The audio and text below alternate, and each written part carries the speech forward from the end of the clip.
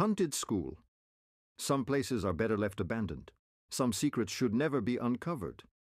But curiosity is a dangerous thing, especially when it leads you into the heart of darkness. This is the story of Adil and his friends who dared to uncover the secrets of their haunted school, only to realize that some horrors never die. Adil had always been fascinated by the rumors surrounding their old school building. It was said that decades ago a terrible tragedy had taken place, one so horrific that the school had sealed off an entire wing of the building. No one was allowed near the abandoned classrooms, and the students were warned never to step beyond the rusted metal gate that separated the main school from the forgotten hallway. But Adil, along with his friends Hamza, Zara, and Areeb, had always been curious. The stories of strange noises, shadows moving on their own, and ghostly whispers intrigued them. And so, on one fateful evening, they decided to sneak in. It was a cold, misty evening when the four friends made their way to the gate. The school was empty, as it was well past the closing hours. With a nervous glance at each other, they pushed the rusted gate open. It groaned loudly as if warning them to turn back. The air inside was thick with dust and an eerie silence. Desks and chairs lay scattered in the abandoned classrooms, their surfaces covered in cobwebs. Old, torn books lay strewn across the floor, their pages yellowed with age. "This place is creepy," Zara whispered. "That's what makes it exciting," Adil grinned. "Come on, let's check out the principal's office. That's where they say the real horror happened." The principal's office was at the end of the hallway. Its door was locked, but Areeb managed to force it open with a hard shove. Inside, everything was covered in dust except for a single wooden desk on which lay an old, tattered diary. Adil picked it up and flipped through the pages.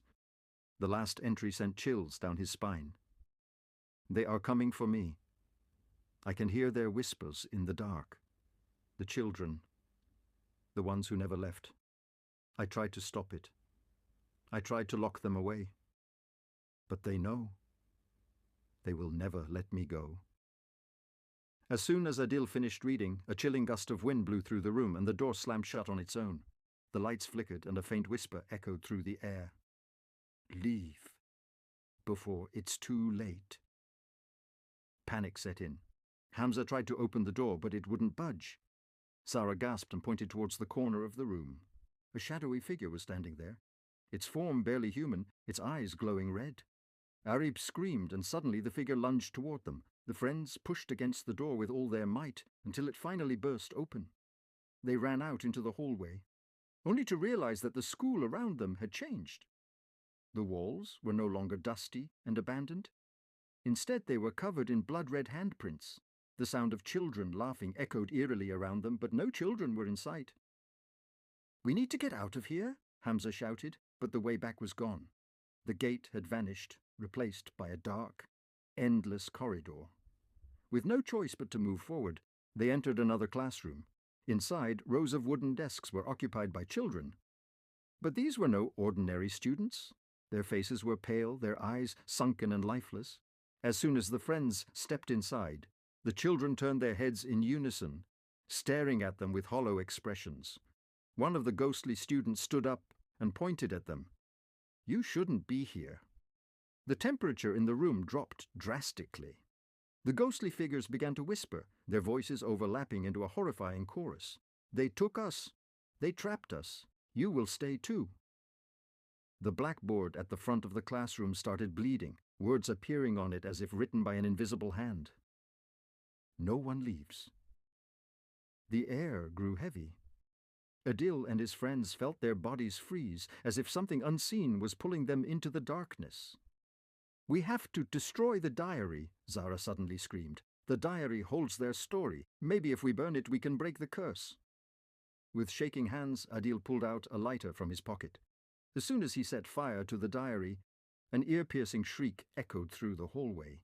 The walls trembled, and the ghostly children let out horrifying screams. The air grew heavy. Adil and his friends felt their bodies freeze as if something unseen was pulling them into the darkness. "We have to destroy the diary," Zara suddenly screamed. "The diary holds their story. Maybe if we burn it, we can break the curse." With shaking hands, Adil pulled out a lighter from his pocket.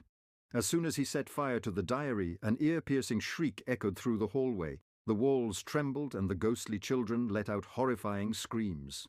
The room began to dissolve into darkness.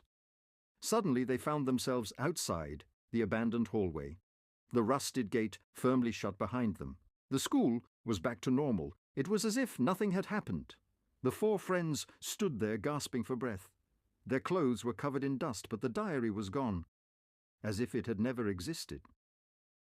"Let's never speak of this again," Areeb said, his voice trembling. As they turned to leave, Adil felt a cold breath against his neck. A voice whispered in his ear, "We will be waiting." He spun around, but there was nothing there. And from that day on, no one ever dared to step near the abandoned hallway again. Moral of the story: some mysteries should never be uncovered. Curiosity can lead to consequences far beyond imagination. If something is meant to be forgotten, leave it that way, before it remembers you.